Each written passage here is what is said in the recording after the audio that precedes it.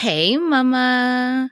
So, whether you're a coach or a service provider, at some point in your mompreneur journey, you are going to find yourself trading time for money. And when that happens, you will reach your capacity for one on one clients and you're going to feel stuck. And so you want to bring in more income, but the reality is that you cannot take on more one on one clients. And so that's what we're going to be talking about today. Specifically, I'm going to be sharing 3 shifts you can make when you find yourself at max capacity for one on one clients. So that way your income isn't capped and you aren't staying in this cycle of trading time for money. All right, let's jump into today's episode. Hey, mama, are you tired of feeling stressed and overwhelmed trying to grow your online business with your babies at home? You desire more flexibility in your day, allowing you to pour into your family, yourself, and your business without running yourself into the ground. Mama, you can build your dream business and do it in a way that fits your current season of life. And I'm going to show you exactly how. Welcome to the Mama Turned Mompreneur podcast. I'm your host, Andrea Singletary, daughter of the king, wife, mama of 2, and life and business coach for mompreneurs. On this podcast, you will learn business strategies made for mamas just like you, who desire to be successful CEOs and fully present mamas without stress or overwhelm. So whether you're an entrepreneur who transitioned to a mompreneur or a mama turned mompreneur, I am here to support you. So grab your coffee, notebook, and pen, put in those earbuds, and let's dig in. So early on in my mompreneur journey, I found myself in this cycle of literally trading time for money. And this was specifically when I was doing the podcast production side of my business. And it was more so with monthly management clients and with podcast launch clients. And I was really when it came to the launches, I was capped. I would get inquiries and I would honestly get so stressed out just thinking about everything I would have to do to support clients with launching their podcast. And so I found myself just stressed out, worried, burnt out, just thinking about it, not even necessarily, moving forward with working with a client, not even reaching that point yet. But I knew that I had to do something different. I needed to shift things so that way I wasn't having to trade more of my time in order to still hit my income goals. And a big part of why I was feeling like this was because I was a, mom of 2 little ones, and my daughter, she had started walking at that time. She was much more active. And so it wasn't just my son being active. I had my daughter too. And during that season, my daughter, we ended up taking her out of the infant center that she was in. Just it wasn't a good fit anymore. And so I had her home with me full time. And then several months later, ended up taking my son out of the preschool side of that center. And so having both kids home with me full time, I couldn't realistically do as many launches as I would like to in order to hit my income goals. And I just, like I said, I found myself in this cycle of, trying to get these launches done, but feeling so stressed, so on edge, so burnt out, trying to, execute the launches the way that I had envisioned them, the way, supporting my clients the way that I wanted to support them. And I really found myself becoming resentful about my business. I found myself just so unhappy. And it wasn't the clients or anything like that. It was just the reality was that I was at max capacity. I couldn't keep up with how I was doing things. Now, yes, I could have, brought on a team member, different things like that, but I wasn't at that point in my business where I wanted to take on a team member. It was just would have been another thing. But also too, just financially, full transparency, I wasn't there yet. I wasn't able to invest in the quality of support that I would have liked with my business, especially When it comes to the audio editing, I'm very specific about how I want it done and everything like that. And so it wasn't a reality for me at that time. And so I had to look at, how can I shift this? I still want to be able to support moms with launching their podcast and making it, the strategic part of their business, this part of their marketing and their lead generation, but I can't do it for them. I can't handle all of the behind the scenes for them, at least not at this current season in my life. And so that is when I came up with the idea for doing the Get It Done Week, the 7-day pod launch Get It Done Week. And I basically took my entire VIP podcast launch and I broke it down over like different tasks to complete over the course of 7 days to not just launch your podcast, but to do it strategically, do it in a way that it actually connects to your business. It's going to serve as this powerful part of your marketing strategy where you are bringing in new leads weekly and nurturing these leads and converting them into your paid offers and programs. And so I essentially took that whole VIP podcast launch and transformed it into a done with you service. And just so you guys know, the next round of the Get It Done Week is going to be happening in April. We start on April 22nd. Right now, the waitlist is open. There are only 10 spots for the Get It Done Week. And there's already 6 people on the waitlist. And this is at the time of this recording. So if you've been thinking about launching a podcast, but maybe you do not want to invest in a done for you, or maybe you're just not at that point yet, and that is totally okay, but you are ready to add a podcast to your business, join me for the Get It Done Week. In 7 days, we will launch your podcast and you're going to get that strategy piece behind it. You're not just going to be adding this other thing to your plate. This is going to be a major part of your marketing strategy. And so hop on the waitlist. There are some exclusive bonuses for the mamas who get on the waitlist. So you can head on over to mamaturnedmompreneur.com/get it done waitlist. This will be linked below in the episode description and in the show notes. So I had to get that plug in. But I decided to really, take my VIP podcast launch and turn it into this done with you service. Now I'll be diving a little bit into more with like what a done with you service is, what that looks like a little bit later. But this created a way for me to still support mamas with launching their podcast. But I am now able to focus on the part that lights me up, that I enjoy the most and doesn't require more of my time and energy. And that is supporting the mamas with strategy and coaching, really helping them to connect their podcast to their business, to make sure that their messaging is coming through their podcast, that clarity that they are speaking to that one person, their ideal client, through their podcast content, but also helping them work through some of that mindset drama that happens when launching a podcast. Putting your voice out there into the world where anybody can find this content, that can be scary. That can be like, oh my gosh, like people are actually going to listen to me. And so there's a lot of mindset stuff that comes up when you are launching a podcast. And so I'm able to support them with all of that, also helping the mamas not get stuck on a specific step in the launch process. That was one of the things that one of the ladies who joined me for the first round of the Get It Done Week, she said she really appreciated having me there to help her continue to move forward and not get stuck on the minute details, on trying to make it perfect, but really just taking that imperfect action and getting her podcast out there, doing all the things she needs to do so that she could launch it. And so I'm now able to do that. And so maybe you've reached a similar point in your business. You're feeling burnt out and you are drowning in the amount of client work that you're doing.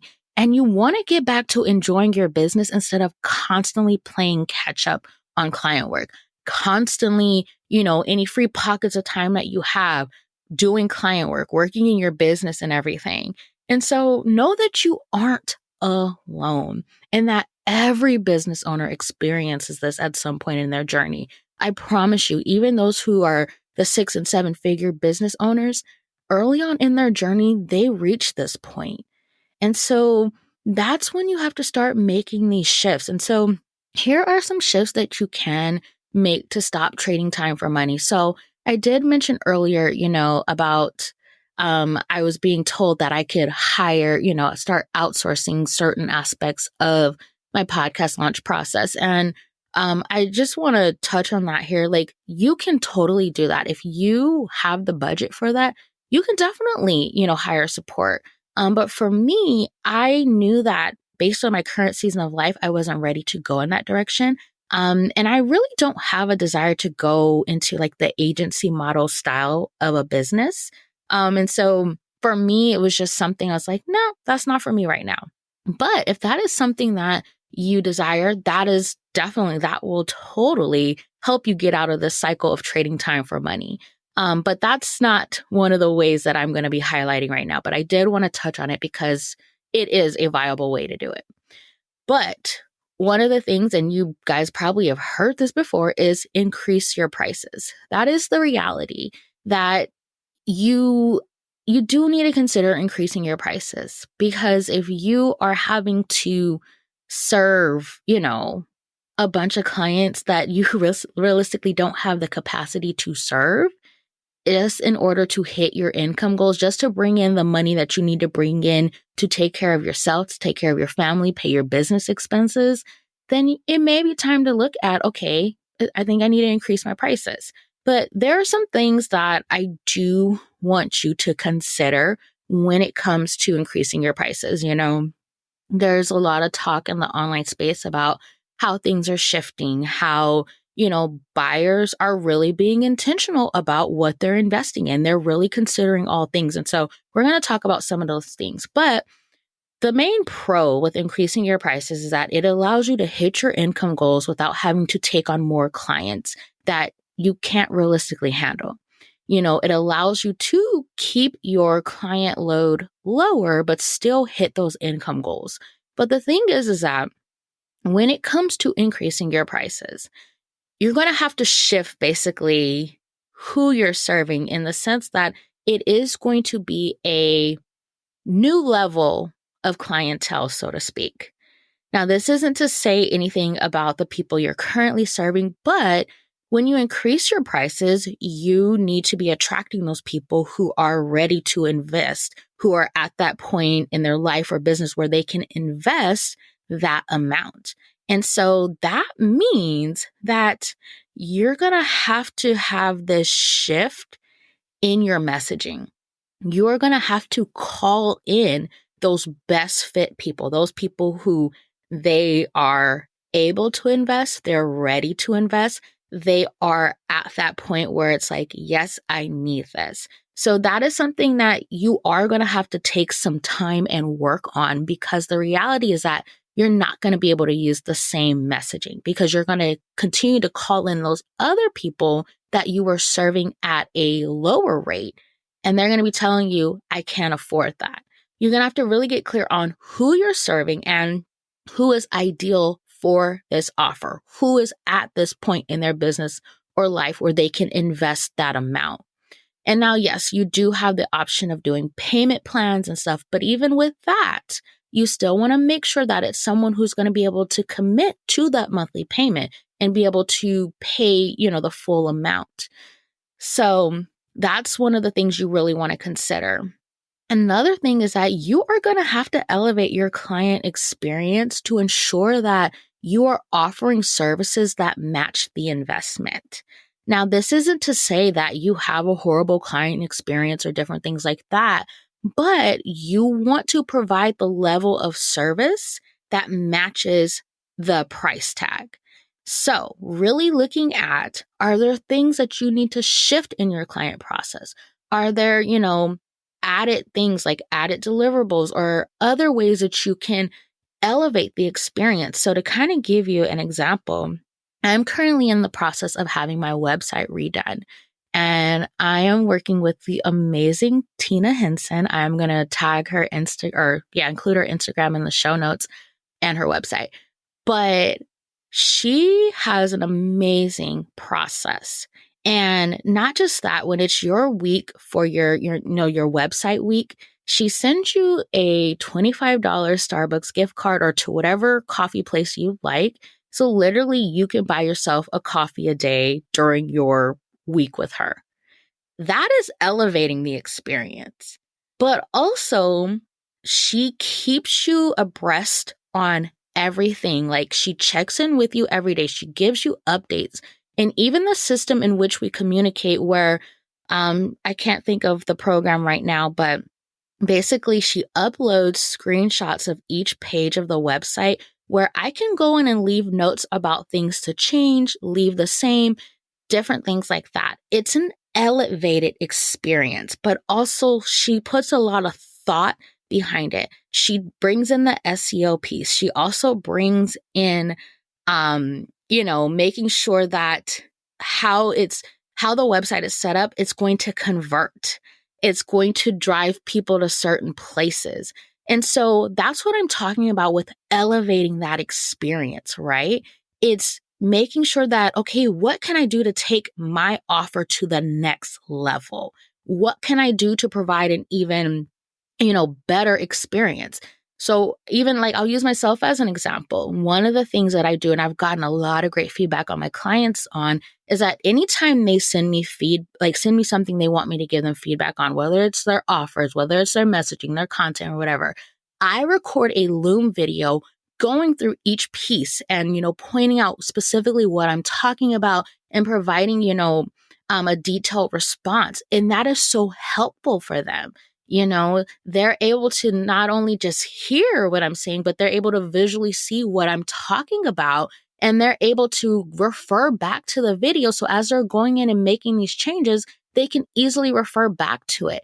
That's creating an elevated experience. That's going an extra mile for your clients. So that's what I'm talking about, elevating that client experience to ensure that you are offering services that match the price tag, that match the investment. And then the last thing is that you are going to have to elevate your mindset. There is a lot of mindset drama that comes with raising prices.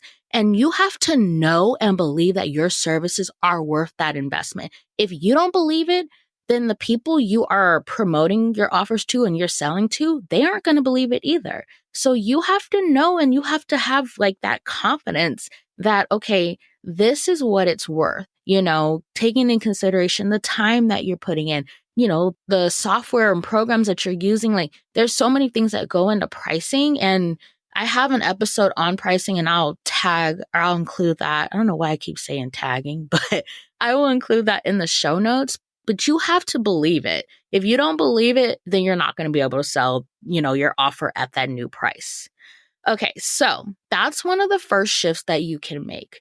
And then the other shift that you can make, it's two, but it relates to diversifying your offer. So earlier, how I was talking about, the done with you services, and this kind of the done with you and the DIY, I kind of lumped it together, but it's basically taking your done for you service and basically either turning it into a done with you or a do it yourself offer. And so I gave the example of the Get It Done week, that being a done with you service. And so, like I said, it has allowed me to support more women at once with launching their podcast without me having to trade more time for money. It's like I'm able to support these amazing women, but I'm not having to do a lot of the technical work. I did all of the work up front by setting up, they have certain video modules that they go through, but they also get that coaching support in the private community that goes along with the Get It Done week. So it takes a lot of that pressure off of me. But if you don't even want to do that, if you want to completely remove yourself from the equation, that's when you're going to, convert your done for you service into a do it yourself type of thing. So that's creating a course or templates, something that's going to allow them to still, get support in the area that they need to get support in, but without you having to be present for it. So that is something else you can do. And then the third way is taking your, done for you or your one-on-one service and making it a one-to-many. So this looks like creating a group coaching program or a membership. So this is allowing you to serve more people at once. And so again, you're not in that cycle of trading time for money. You're not feeling that burnout because you're able to serve more people at once. And so these are the shifts that you have to start making and start considering. Now, do you have to do all three of these shifts? You don't. Like if you're comfortable with your pricing and you realize that there are some other ways you can shift your services, then do that. But when you reach that point where you are just like, I am at max capacity, but I need to bring in more income, you need to start looking at, okay, what can I shift? Is it time to raise my prices? Or, can I diversify my offers? Can I take this one-on-one service and make it either a done with you or a DIY service? Looking at the shifts that you can make so that way you can get that pressure off yourself so you don't lock yourself in the situation where you can't, reach that next milestone in your monthly income. And so you have to take the time and really reflect and be willing to try some different things, doing a group program can be uncomfortable if you've never done it before. Launching a membership, that can be uncomfortable. Even, I will be honest, when I launched my Get It Done week and I led the first round, I was so nervous. I was so nervous that, I was like, what if they think this is horrible? What if they think all of these things? And I had to coach myself. I had to know that, I supported so many women with launching their podcasts and each of them had an amazing experience. And so I'm taking that one-on-one service and I have turned it into this done with you service. And so these women are still getting the same expertise. They're still getting the same level of support. It just looks different. So that, like I said, it can feel uncomfortable. It can feel like, oh my gosh, is this going to work? But you won't know until you try, right? And so I want to challenge you, like if you are at that point where you cannot take on more, where you are like, I'm stuck. I have to do something different. If not, I'm not going to be able to hit this next milestone in my business.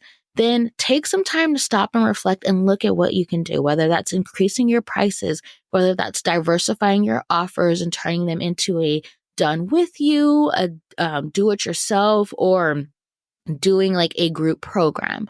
But really take that time to reflect.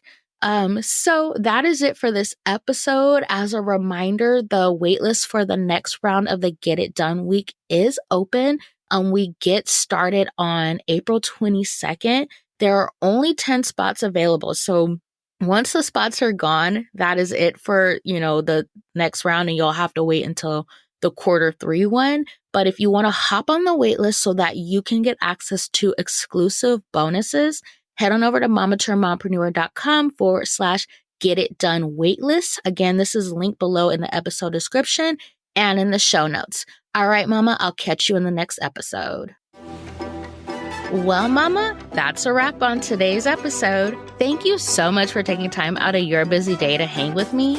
If you enjoyed today's episode, will you do me a favor and follow the podcast and leave a review? Hitting that follow button and sharing your thoughts about the podcast are the best ways to ensure that other mamas like you find this show. Your review also lets me know if you're enjoying this podcast, so make sure to share your thoughts before you go. All right, Mama, I'll catch you in the next episode.